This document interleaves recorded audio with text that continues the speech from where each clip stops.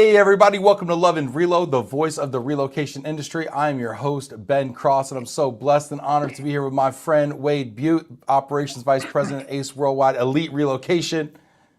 Wade, it's good to see you, brother. Hey, thanks for having me. You got me nervous here. Any ground rules for us? No biting, no eye gouging. Yeah, no, all holds barred. No, this is great. This is so much fun. Dude, I got to tell you, man. Like, and I say this to all the people I know, but like, you're like one of my favorite people to hang out with at conferences when we can get a chance to just like hang and have a beer or whatever. And so I just think you're just absolutely hilarious. You've got Yeah, this. it's always fun. It's always fun, man. You got great perspective. You got this dry sense of humor. It's really great. I actually admire you. Did something that I always wanted to do, and you actually did improv. And I'm going to ask you about that here in a second. I want people to check in, get in the comments, hit that like button. Let me know, have you ever tried or wanted to try improv comedy? Put it in the comments. Let us know who you are, where you are, and if you've ever tried improv comedy, or even if you're a fan of comedy, or who your favorite comedian is. Wait, do you have a favorite comedian? I mean, several. I mean, I'd say currently active, probably Dave Chappelle. Yeah, great, classic. Yeah, any of the newer guys that or gals that you like? I saw John Mulaney. He was pretty good. I think he was a writer on SNL at one point. Really good. I mean, anything dry, smart. It doesn't have to be that. I mean, I even like Nate Bargatze. I mean, he's solid. And he's clean too, which is like even harder, I feel like. Absolutely. Kind of like how Seinfeld did clean, worked clean forever. I saw Nate Bargatze live in Fort Worth. He did a stadium show here at Dickies Arena, and really funny. Although I would say his style is better on Netflix.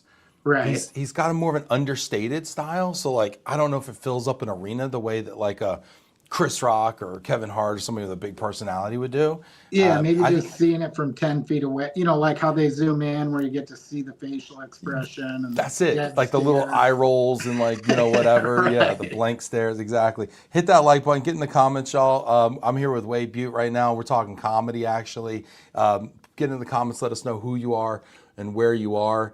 And if you've ever tried improv, or would you try improv? I'm really curious. I actually had an improv teacher, Roman Zelichenko, who does a million things, but side gigs as an improv teacher at my Love and Reload 500. But I didn't actually get a chance to participate. Tell me about this experience. I've never done it before. Yeah, I mean, it was wild. I probably was just looking for an adult hobby that was a little bit challenging and fun at the same time, but found a small near Marquette University, went through, I don't know, 4 or 5 different like class levels. They had like student showcases, had like different types of group jump-in stuff. But it was just no script, just take an idea from the crowd and try to make something worth watching and worth doing at the same time. So, how hard is it to do improv? I guess it's as hard as you make it. I mean, like we were talking about, different people can be fun to watch and funny for different reasons. I mean, sometimes awkward's funny. Sometimes just situational things are funny, but I guess it takes a little time to get comfortable where you're just willing to take the lead from somebody else and run with it. I like it. Could we do some? Could we try? Could you show me how to do it?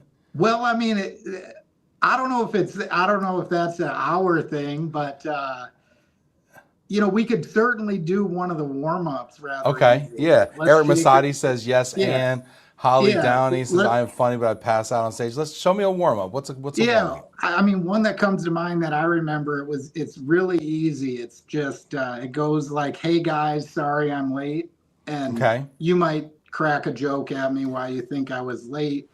But I would use like the plot of a movie, hopefully we've both seen, or something like that. And I'm using like the plot as a reason why I'm late, and then you'd try to, usually you do it with 4 or 5, 6 people, but when you think you've got it, you'd jump in and guess it, and then it would be your turn to So go. then you guess so the other person would guess the movie. Yep, and then And when they're right, it's their turn to go. We actually used it at like an operations summit with 10 or 12 other Atlas agents.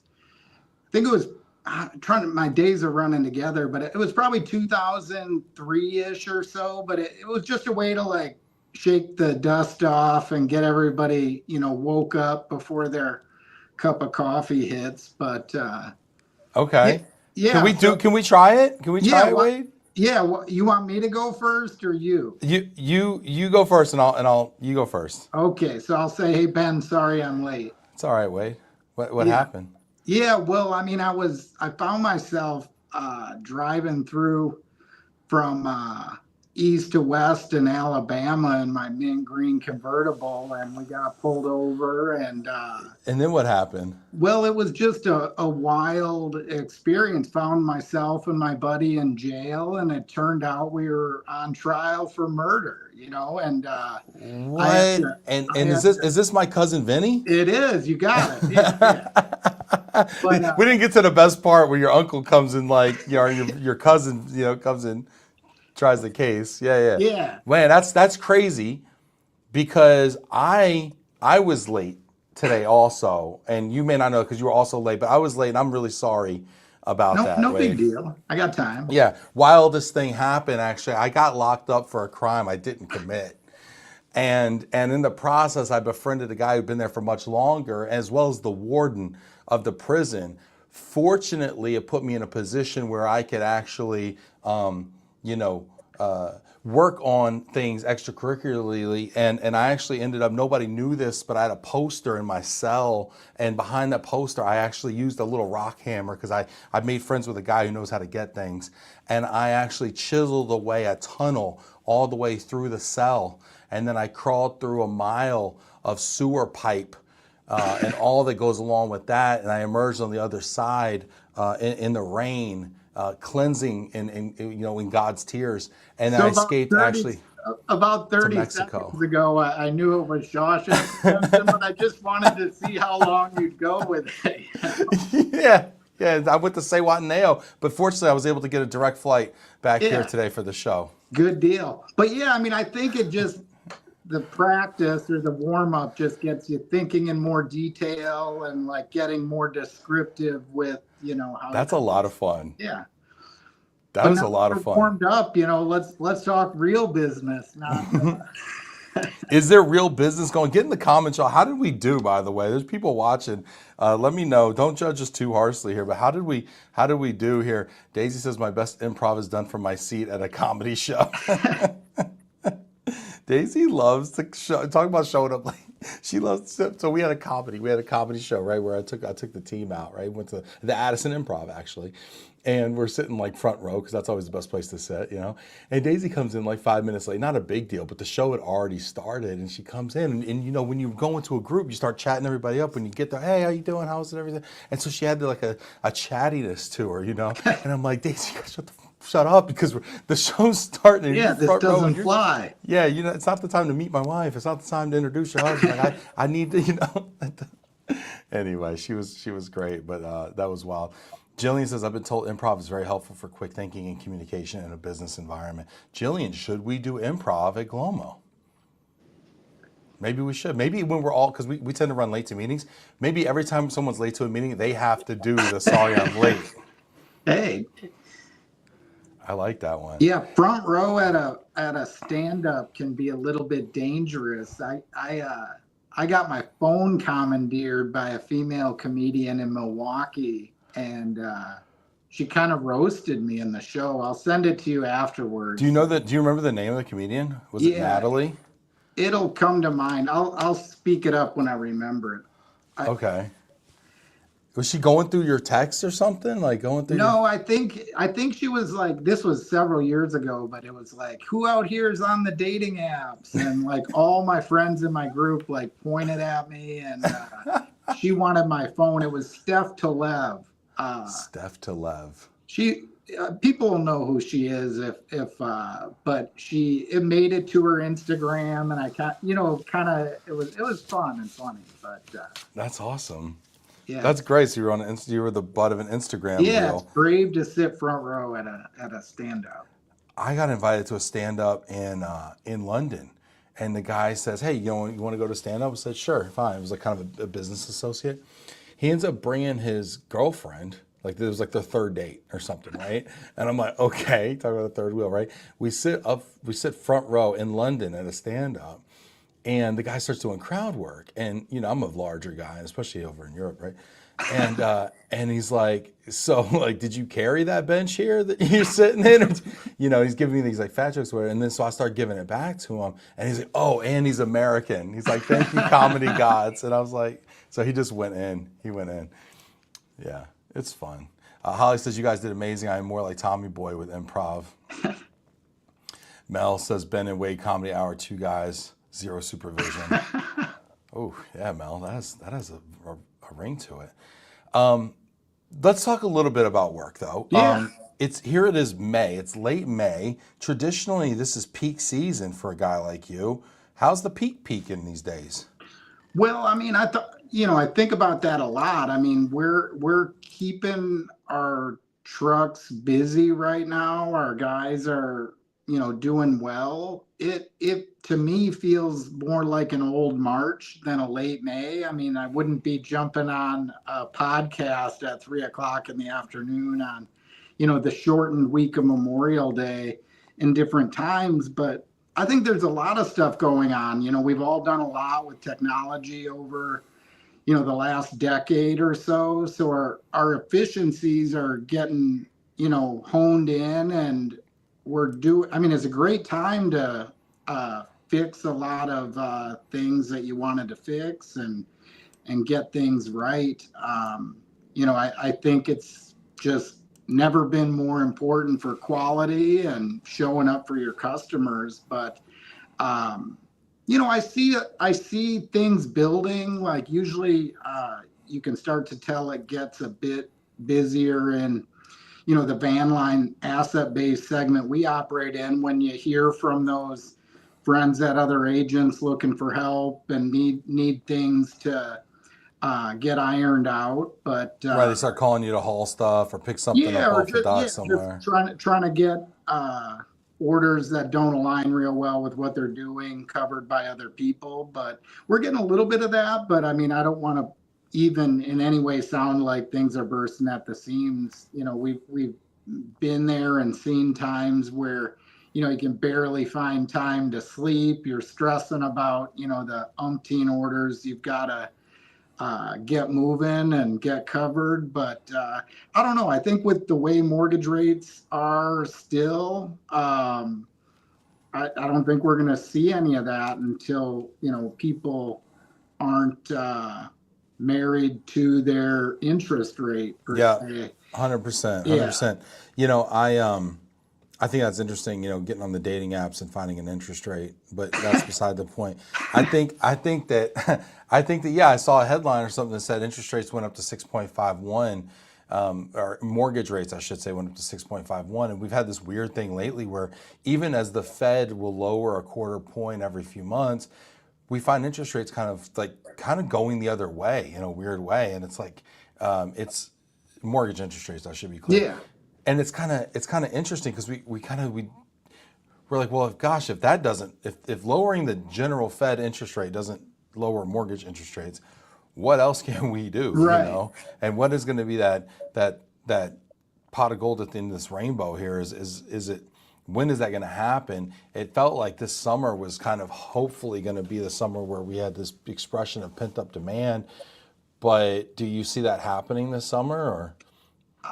I don't. I mean, I always get super dialed in when I hear an economist speak, or, it Right. just spells it out so plain as day. I mean, all things aside, I don't think anybody expects mortgage interest rates to come down while there's uncertainty, whether it's like things in Iran or things in general.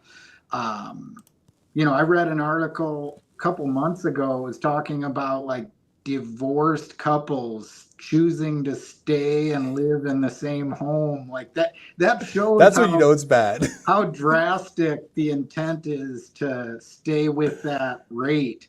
If you're willing to stay with an ex-spouse in a property. That is so wild too, because Yeah. I can totally see that scenario. It's like, well, it's a big house, and I can stay Yeah. upstairs, you stay downstairs. And it's good for the kids, like, you know, they don't gotta chop the dog in half. I mean, everybody wins, right? Yeah. You know, it's like, no, that's wild. When people would rather get divorced to their partner and live with them than divorce their interest rate and not live Yeah. in that house. That's a banana Yeah. scenario. But no part of me wants to sound like I can point at the calendar and predict. We'd all be wealthier because of that. But give me an idea though, like compare this to like last year, for instance, or 23 or 20, or sorry, 20, 24, 25.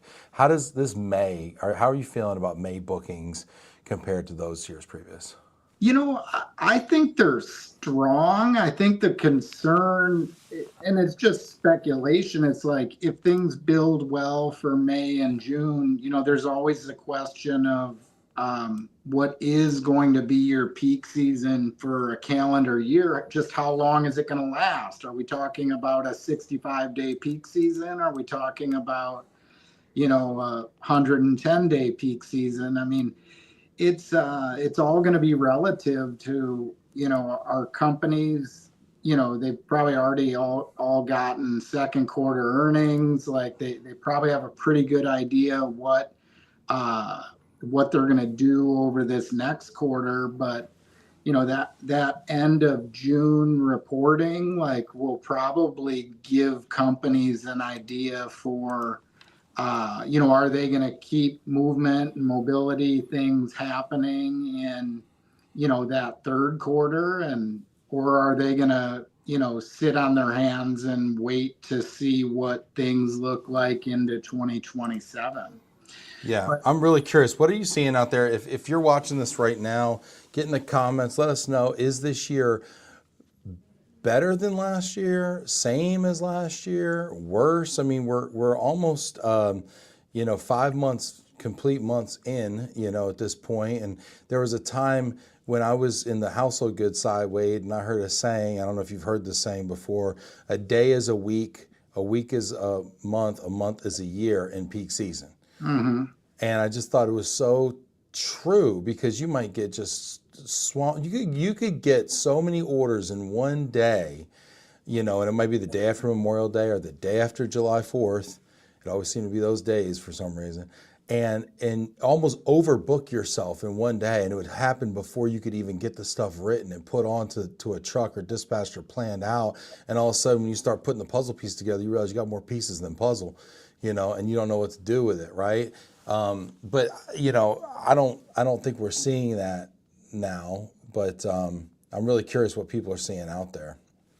Yeah, I mean, I think there's activity going on. I think you know, there's probably a lot of firms that view themselves kind of on the ropes. You know, I think there's some pricing that might be short-sighted, might be trying to, uh, you know, right some wrongs from last year or so. But, you know, I think if people are methodical about what they do and why they do it and how they do it, we could very well, on the like asset based side of things, be in like a survival of the fittest mode. Hmm.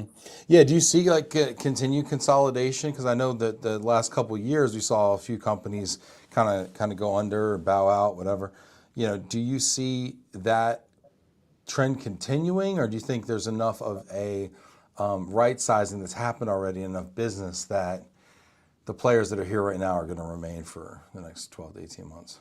Yeah, I mean, I'm sure there'll be, you know, whether it's mergers, acquisitions, people looking at, you know, if they've got a footprint that, you know, they've got some things that are no longer necessary, or, you know, it could be anything. A lease renewal is, you know, it's just an opportunistic way to, you know, decide how to go and in what direction. I mean, it's so situational, like, but I think that there probably will be less folks doing more than, more folks doing less, whether that happens through outright closures or mergers. That's pure speculation. No, you Just bring up like, a really good point though on the lease piece, right? Because, when these leases expire and they tend to be, like 5-year leases or something, sometimes more, but, I see 5 years being kind of common.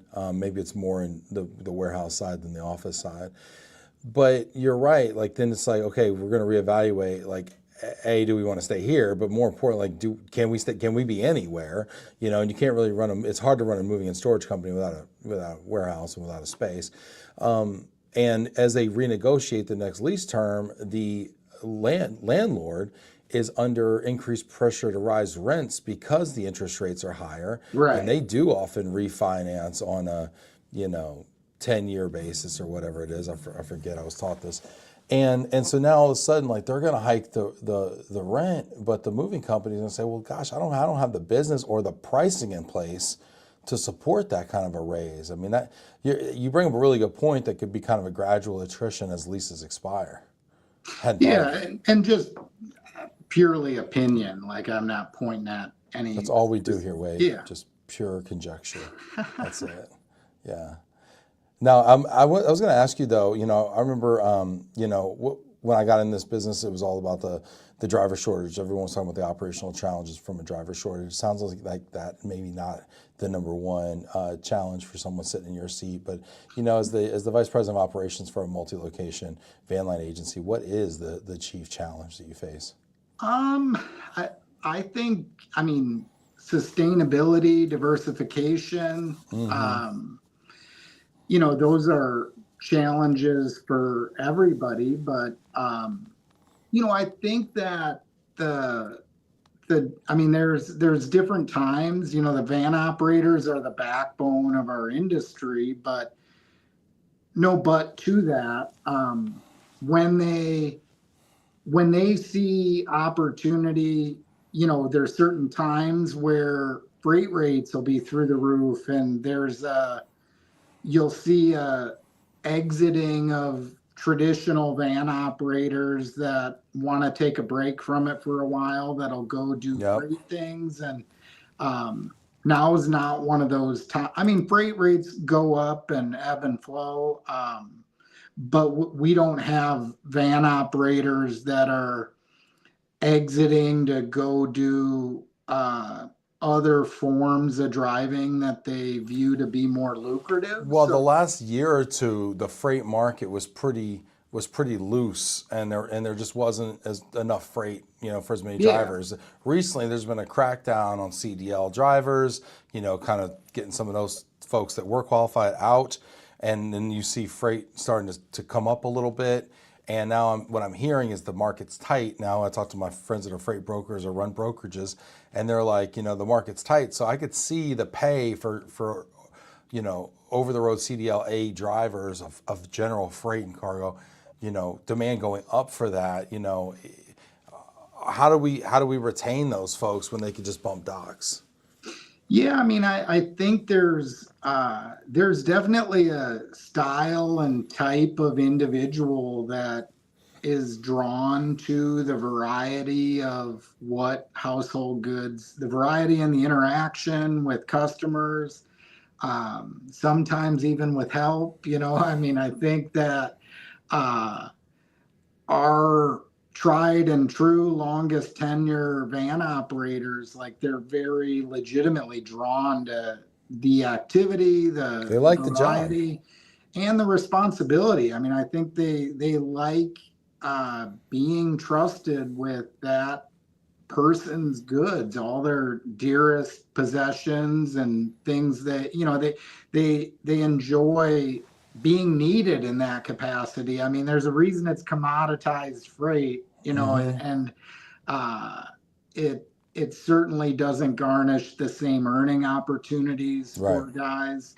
But there's a difference in those individuals, that some of them want the low responsibility. Let me just, hit that dock within my time frame. And Has Uh, has anyone ever done like a psychological profile? Like, we do this disc profiles and stuff of people yeah, that are sitting in the office. Have we ever done like any of that on like, the top 50 PVOs? I'm really I curious. mean, it would be wise to do. I mean, I guess it would have been wiser to do before like 2015, 2016, When we had like a bigger problem with capacity. Yeah, but I mean, at any point, like maybe from just aligning people that are good fits for your organization, that certainly like holding a CDL license doesn't make you a professional van operator in our industry.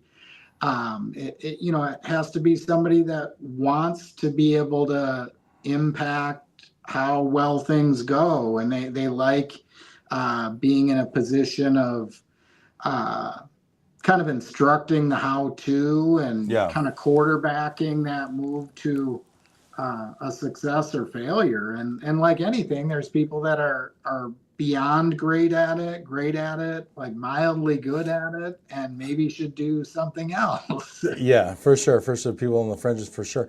How long you been doing this, Wade? How long you been in this business? Oh, I mean, behind the desk, it's probably 23 years now. I think I got hired on June 17th of 2003 to go How'd behind you, the desk for how'd a you, competitor. yeah, how'd you get in this business?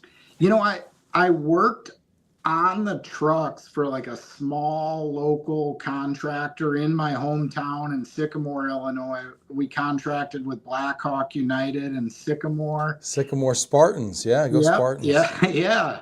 Big in the news. Home of Yeah, home of home I of follow. George McCaskey. I'd say I follow. Yeah. Yeah, but worked on the trucks and went through college. And my first summer after college, I'm doing the 22-year-old thing, 21-year-old thing of like searching, whatever the search engines were at that time, like hot jobs and different things Yeah. like that for opportunities. And I saw an ad for the federal companies had an operations manager job in Milwaukee, and I interviewed for it. They're headquartered out of Peoria, Illinois.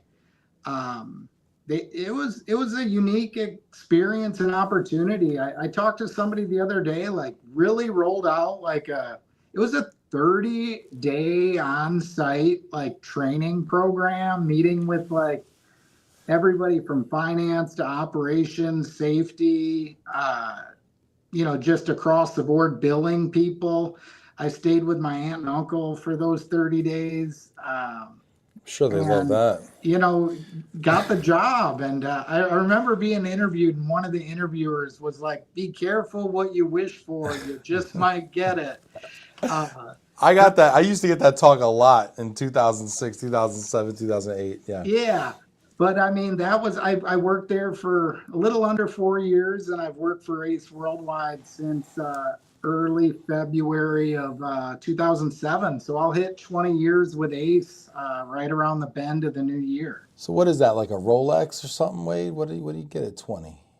I, That's classic car. I'd have to ask Jennifer. She's Yeah, yeah. past Get the Jennifer. 20-year Somebody mark. tag Jennifer in here over Actually, here. funny story, and Jennifer would have to tell it, but I think there was like, I don't know what anniversary it was work-wise, but at the time it was like a catalog with a code, like you pick your item, and I think Yeah. Jennifer bought a chainsaw. Yeah, what they say, be wary of any man that keeps a pig farm, and beware of any leader that carries a chainsaw. Yeah, exactly. I think maybe that was a warning, like beware, I have a chainsaw. But Yeah. Wow. yeah, I mean, I gotta ask her about that. I'm gonna ask her yeah, that next time I see her. about leave that for chainsaw. when she joins your podcast. That's awesome. That's awesome. What was it like managing Ace Worldwide in Vegas? Because you were in Vegas for a while in your Yeah, 20s and 30s.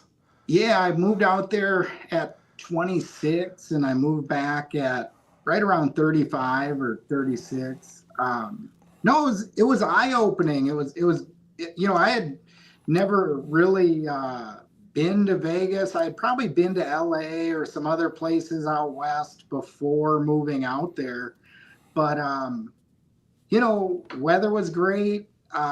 It was eye-opening. I mean, you get your feet wet in like fixtures and equipment and support work for casino. I mean, I had to move back before the pro sports team came to town, but we do game day support for them out there, for the Raiders out there.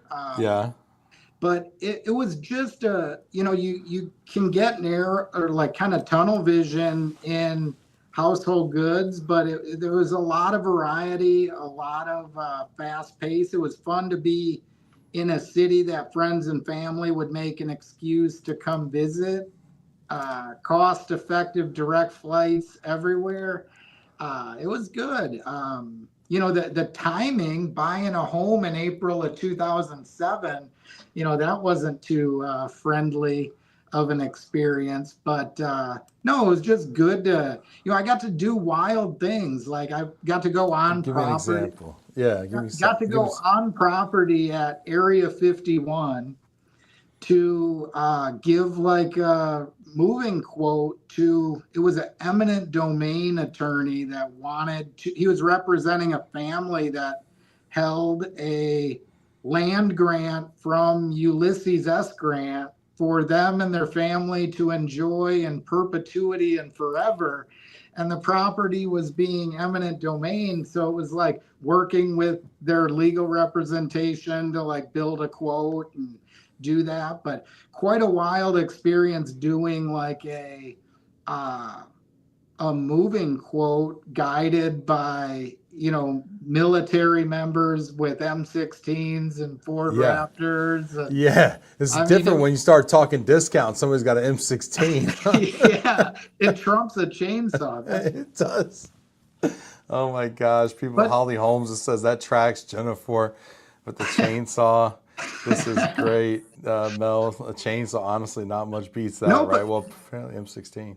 But also out west, it was like close to, a lot of nice outdoor stuff, like the mountain hikes and, just doing stuff outdoors was really easy to find out there too. So how'd they get you back to the cold? Wade? Well, I mean, I'm from the Midwest. I went to college in Wisconsin. I wanted to come back. It was like an experience being out west, but I would say I was up for the growth. I was up for the change. But still, miss parts of it. I try to, if the Bears drop a game in Las Vegas, I usually try to go to it if I can, or sure. Just still enjoy getting out there every now and again. Because it's funny, and getting the comments, y'all hit that like button. We're talking to Wade Bute here about his career, about Vegas, about the moving business. So put them in the comments here. In fact, actually, we have a question here. Holly Downey says Pacific Northwest freight is sluggish. Could it be fuel? Not 100% sure. Do you think? I mean, the fuel prices have been up a lot. I mean, $5 diesel where I'm at. We're not the worst of it. I mean, yeah, we've seen 7 in the Northeast. Holy crap! So, I mean, is that having an impact? I mean, what are your thoughts on that? I heard some folks speak about how contracted rates that don't have variable DOE fuel would be really dangerous to book and maintain. But I don't specific to the Pacific Northwest, like, I might have to ask my friend Chad Jippett, what that impact might be. You know what I think it is though, is it starts showing up on the shelf prices for the whatever the freight is, and then when prices go up, demand softens a little bit. Yeah, there's certain consumer goods and things that as gas prices rise, they're probably choosing to not need or not consume, which could slow down movement of general freight in a number of ways.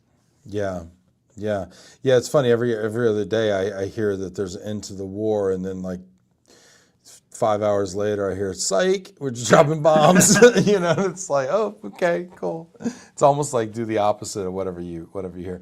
Let me ask you this. So we're talking about kind of your career and everything, and your growth, and you kind of started, you know, as working for a contractor. Now you're the vice president of operations for, you know, multi-location and, you know, agent that's really well respected and everything. You know, do you have like a mentor along the way that helped you? Oh, I definitely did. Business wise, and it actually carries back to the story I was talking about, living and working for a month in Peoria. But my uncle Paul was hugely business minded. I think he launched a group of heavy equipment rental businesses all about the United States. But I got to go through my post, you know, college first job, you know, living in his house, eating breakfast and dinner with him, and you know, And just he was running the business then, so you guys would chat about it over he breakfast? was probably consulting with Caterpillar at the time, but like mostly retired. Mm-hmm. But no, I mean, he just had an outlook of kind of your business being your mirror and just being your best self within it.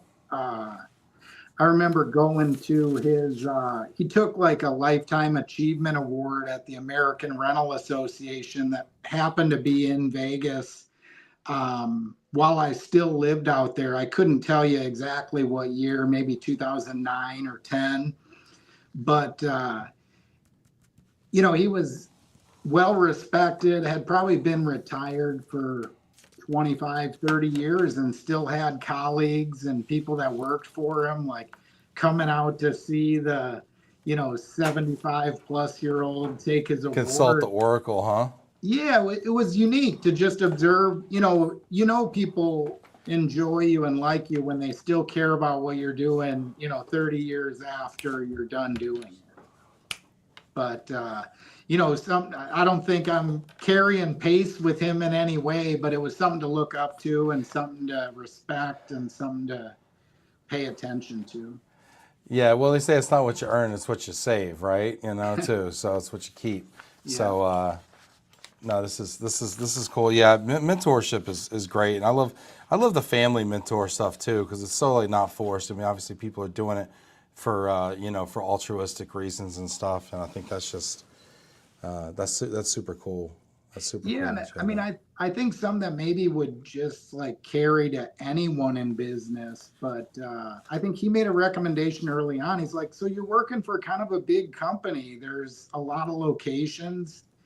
He's like, and you have a lot to learn, right? You know, haven't, you know, done this before. He's like, spread your questions out, ask different people, like get information coming from a lot of different areas and come back to the ones that are most helpful, thank them for what they do for you. But, you know, I think that I still remember that now where, you know, it's like I do that best practices group with the Atlas Network, and you know, we communicate, people communicate about the industry, but you know, when you're up against the wall on something, you know, talk to the smartest people you can, as Yeah. fast as you can, and take it all in and try to come up with a game plan.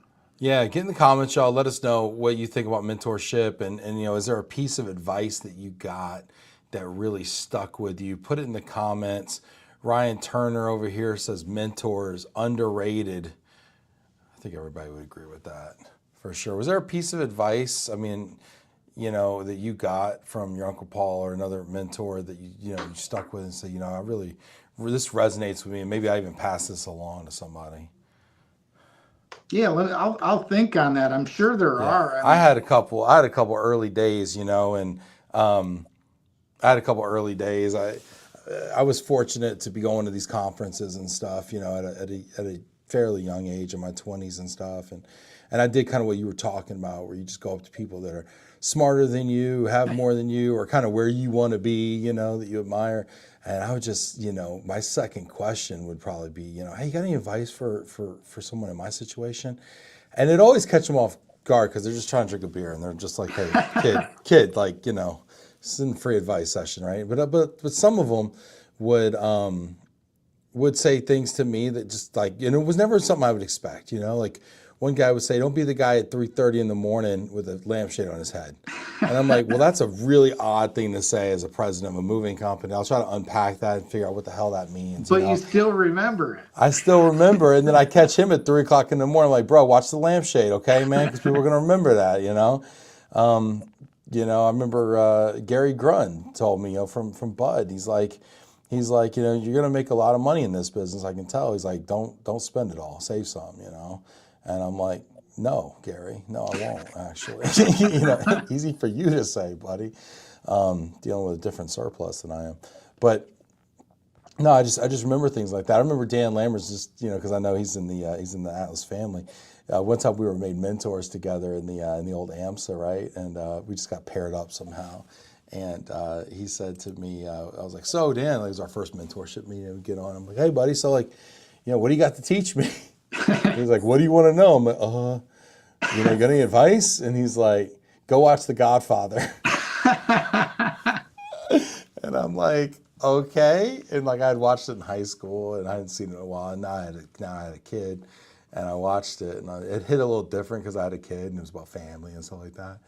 And I didn't know where the hell he was going with that, But it's just funny when you ask people for advice, give me that one thing, and what they choose to give you is pretty funny sometimes. I think if it was something that sticks with me, it's more about just it's kind of like don't be the person that gets outworked kind of, I think there's and maybe that resonates a little stronger today. Like people lean on AI so much, or, I don't know.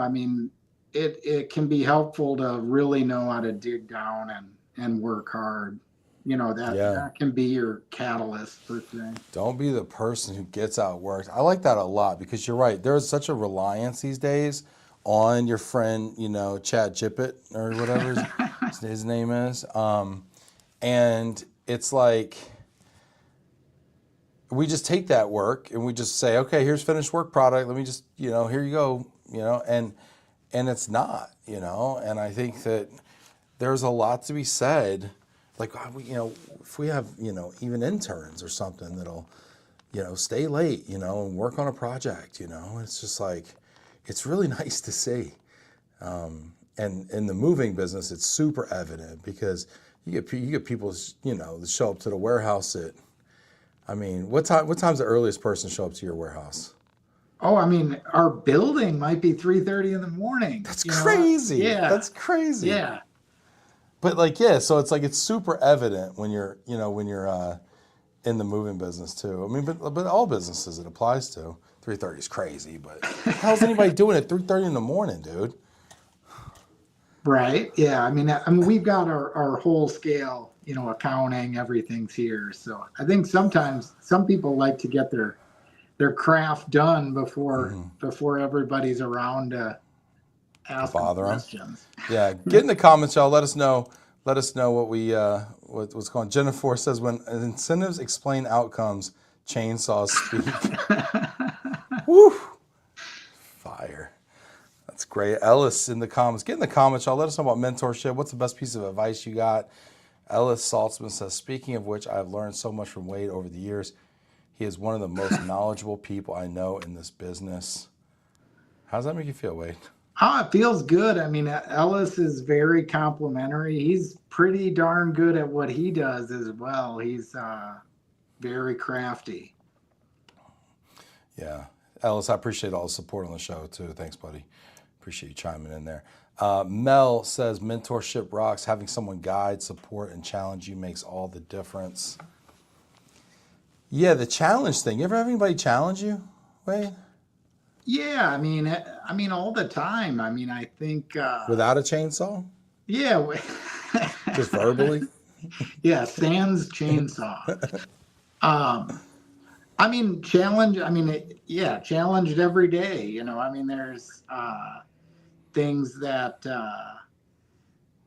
come about. I think just in general with challenges and problem solving, a lot of times people can slow themselves down by thinking each idea on how to solve a problem like needs to be worked to completion before you try the other. And I tend to have more of a spackle approach. Like you think 7, 8, 9, 10 things that might get you closer to your desired outcome, and you start to, it's like putting up, ice fishing tip ups. Like one of them's gonna pop, and then you're going full speed in that direction.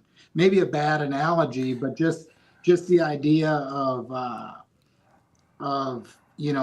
having irons in different fires and working them Sure. consistently to push them forward. A lot of times you'll get to a serviceable solution most expeditiously, if Yeah. you're running I that agree with you. speed. I agree with you. I think, like a shotgun approach, sometimes gets underrated, right? We hear that and we think it's just kind of sloppy, throwing stuff at the wall, whatever.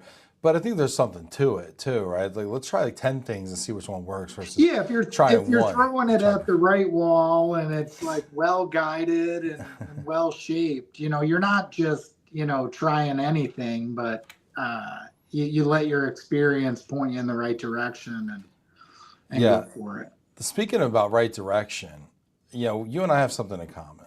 We both really love Move for Hunger. Yeah. What is it that got you support in Move for Hunger? I think it was about, observing how simple it is to contribute in and participate. They've grown a lot in the years, through different styles and types of events and, just ways to get involved. It's something, we're in, a dozen or more homes every day with an opportunity to, consolidate and do those cumulative food drives. Adam's a pretty likable guy too. I mean, he's a humble, concerned human being. And Yeah. it's easy to get on board with things like that. Yeah, for sure. What's your favorite Move for Hunger event or fundraiser? Well, we hosted one a while ago that was Tell me about it. Yeah, it was pretty fun. I probably one of my worst impulse buys ever. I had purchased inflatable Velcro dartboard that had to have been 25, 30 feet high, wide, and we did like a soccer dart tournament. It was in collaboration with a nonprofit semi-professional team in my hometown that some friends started, and did a silent auction, had, I don't know, a dozen or so teams of 3 or 4 come from multiple states kind of to participate, just, got excited, drove the silent auction. I mean, it's always fun to take, talents that you have on organizing and planning things. Totally. And apply them in a direction that, isn't just for financial gain. Yeah, totally. That's one of my favorite, bringing such a great point. That's one of my favorite parts about Move for Hunger fundraisers is that they say, listen, we've got, a cause, but you tell us how you want to raise the money. You tell us how you want to raise the food, and get creative and have some fun with it. It's a great time to say, hey, I don't have to be a mover today. I can go be a soccer player. I can go be a MC at a street fair. I can go be a whatever, can art, person. Yeah. Do a truck pull. Yeah, climb a build. I guess they don't climb the buildings; they rappel, don't they? But yeah, I mean, there's a lot of fun. Would you rappel off of a 25-story building, Wade?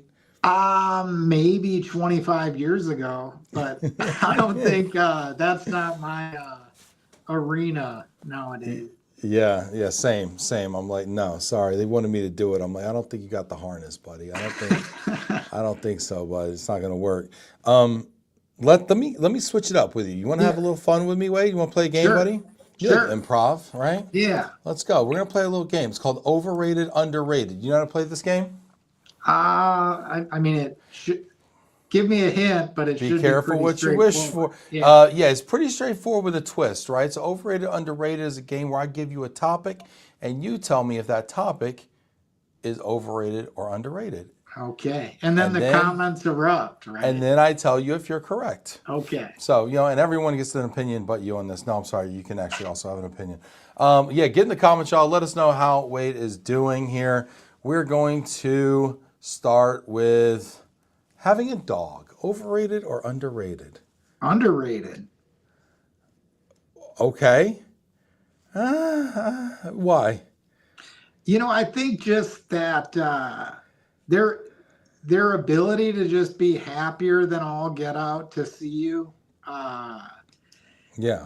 I don't think you'll find too many people in your life that like you as much as your dog. Everyone likes me more than my dog. I don't own a dog, but no, that is true. I mean, okay, but are we holding this dog against their will? I don't think so. I mean, I've tested that theory before. I So mean, you've let the door open for a couple days, and they always just come right back. no, but if if the collar drops on a walk, like that's a good way to tell if your dog likes you or not. Just walking commando out there, just see what happens. I got you. Listen, having a dog. I don't have a dog. My kids want a dog. Me and my wife had a dog for 2 months. I travel a lot, We like to go on vacation. What do you do with the dog when you go on vacation? Well, I'm lucky. My current dog, he'll be 6 in November. His name's Gary. Hey, Gary. Shout out to Gary who watches the show. Yeah, he's a longtime follower of the podcast. Yeah, appreciate it. He has never been boarded. So, I mean, when I travel between my girlfriend, my brother, and my mom, like he's the only night he spent, not at one of our places was like a ER vet visit. So What kind of dog is Gary? he is besides a good dog. Yeah, he's a good dog. He's a blue Weimaraner. So kind of. What is that? Is that German? Weimaraner? Yeah, but German bird dog. I mean, if you know what a Wiesla looks like or a German short hair pointer, they look similar. They're those like silver and charcoal grayish as puppies. They got blue eyes. They're sharp looking dogs. Gary sounds like a fox. All right, having a dog. Oh my gosh. All right, I can't not give you a point. People crucify me if I don't give you. You get a point. You get a point. Having a dog. 1 point for Wade. All right, next one up. Group text. Overrated or underrated? Completely overrated. You haven't been on my group text, Wade. You know what? I'm gonna promptly end this show and go put you on a group text with a couple other cool people, and we're gonna start firing GIFs left and right. I'm gonna ha-ha my own stuff. I'm not gonna lie, like there's some good content that surfaces in group text, but you've gotta be like a silver miner to find it. Is it because there's a lot of trash, a lot of junk, a lot of fluff?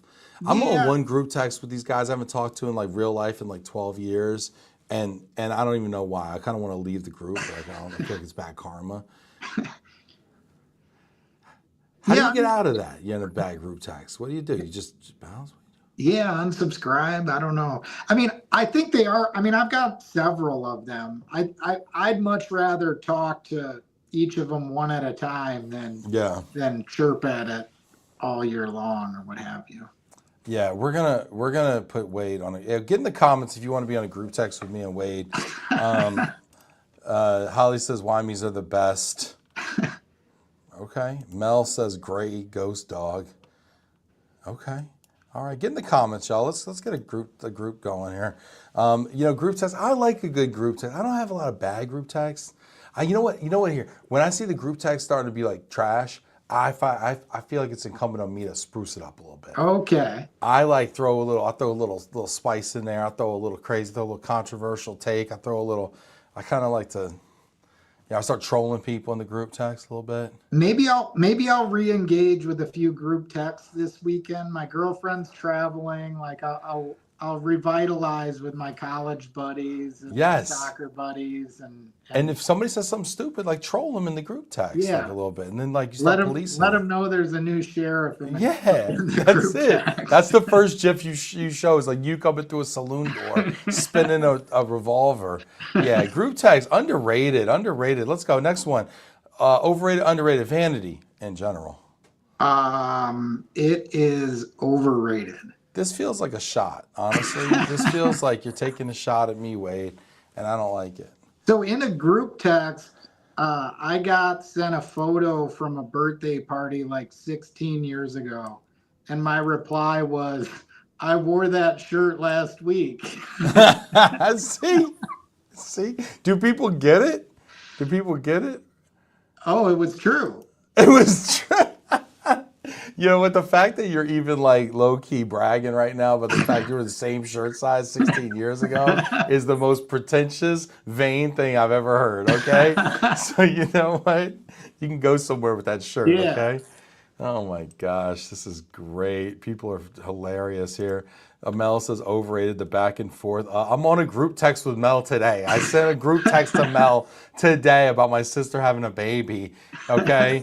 Sheesh, Mel. You know, give it a day. Too soon, Mel. She's unsubscribing now. She's unsubscribing as we speak from the Glomo group text. Oh my gosh, this is funny. Vanity in general. You know, listen, I take this personal. I don't know if I can. Sure, How do we know what is vanity? How do we know what vanity True, is? it's all to interpretation, you know. Like with having a license plate that says Glomo. I know it's called the vanity plate, but is that vain? Not so much. I mean, they're not vanity. I don't know what a vanity plate goes for in Texas, but in Wisconsin, they're not too steep. Yeah, it's not too bad. You know, all right. Let's see. Next one up here. You know what? We're gonna switch things up a little. How about versatility and range? Overrated, underrated? I think it's underrated. Give me an example. Well, I mean, let's talk about the Chicago Bears offense for a second. Okay, let's talk about it. Or as an example for versatility, I mean, I think, you know, a utility player on a field has a lot of value. You know, a Swiss Army knife has a lot of value. You know, you have to be expert at some, but I think like having versatility and range, especially in, you know, the economic climate of today is pretty valuable. Yeah. Yeah, like so Komet, you know, his versatility, his range, you know, catching the deep ball, blocking. All right, you get a point there. Last one's looking like Norm Macdonald. Overrated, underrated? Oh, I would say that is an underrated quality. I think so too. It's even better when you also sound like Norm Macdonald. And I love that about you so much. Rest in peace, Norm Macdonald, you know. Yeah, I always give you that too. I don't know if anybody else sees it, but I see it. I just love it about you, man. This has been a lot of fun, Wade. I could talk to you forever. Yeah, thanks for having me on. I can't wait to see you at the next conference, man, and hang out. Absolutely. Yeah, sounds good. Have a great peak season. Best of luck with everything. Certainly. And yeah, and hey, and everybody who's watching out there, I really appreciate y'all. Get in the comments, hit that like button, show Wade some love. He did a great job. And I will actually be off next week. I'm going on vacation. Where are you going? I'm going to Florida. I'm going to Captiva, Florida. Okay. With the family. Nice. Yeah. So if anybody's in the Well, neighborhood, do don't look enjoy. me up. Safe travels and be well. Thank you very much, Wade. You too, take care. See y'all later. See you week after next. Bye, everybody.